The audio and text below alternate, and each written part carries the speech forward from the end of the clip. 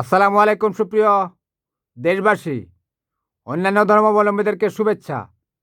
আমি প্রত্যাশা করি আল্লাহর মতো আপনারা ভালোই আছেন। আপনারা ভালো থাকুন, আমার শুভকামনা রইল। ভারতের দুই বাবা ছেলের ষড়যন্ত্রে বাংলাদেশ এবার টি-20 বিশ্বকাপে অংশগ্রহণ করতে পারল না। তারা অনেক আগে থেকেই প্ল্যান করে রেখেছে ABCDEF, কোন জায়গা থেকে বাংলাদেশকে আঘাত করতে হবে সেটা তারা অনেক স্টাডি করে রেখেছে। আপনারা জানেন, তারা মোস্তাফিজকে বাদ দিয়েছে প্রথমত দেখতে চেয়েছে বাংলাদেশের মানুষের জাতিসত্তার শক্তিমত্তা। হ্যাঁ, তারা তাদের যে পাতা ফাঁদে বাংলাদেশ পা দিয়েছে, পা দেওয়া বলা যায় না, বাংলাদেশ মর্যাদার সাথে তাদেরকে মোকাবেলা করেছে।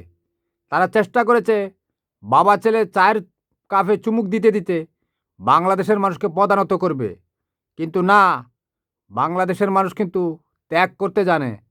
তারা দেখিয়ে দিয়েছে। হয়তো বাংলাদেশের ক্রিকেটাররা কিছুটা ক্ষতিগ্রস্ত হবে, কিন্তু দীর্ঘমেয়াদী, দীর্ঘ পরিসরে জাতির আত্মসম্মান, জাতিসত্তা রক্ষার্থে যে কোনো জাতিকে এমন সিদ্ধান্ত নিতে হয়। বাংলাদেশও নিয়েছে। ভারতীয়রা বাংলাদেশকে কি পেয়েছে? বাংলাদেশের মানুষের ডলার না হলে, টাকা না হলে ওদের পেট চলে না।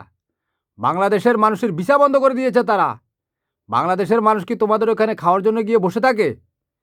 বাংলাদেশের মানুষ ভিসা নিয়ে লক্ষ লক্ষ মানুষ তোমাদের দেশে চিকিৎসা করাতে যায়।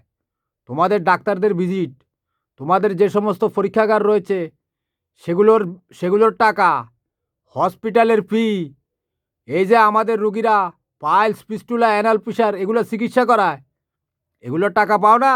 তোমাদের পরিবহন চলে, তোমাদের খাওয়ার হোটেলগুলো চলে, আবাসিক হোটেলগুলো চলে। তোমাদের লজ্জা থাকা উচিত।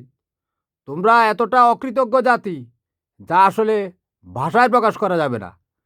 তোমরা তোমাদের চেষ্টায় সফল হয়েছ, কিন্তু দিন শেষে উপরওয়ালা একজন আছে, ইনশাআল্লাহ আল্লাহ রাব্বুল আলামিন তোমাদের বিচার করবে। কুল্লু নাফসিন যায়কাতুল মউত, জাররাতুল সাররাইয়ারা, তোমাদের কাছ থেকে হিসাব নেওয়া হবে গুণে গুণে। আল্লাহ হাফেজ।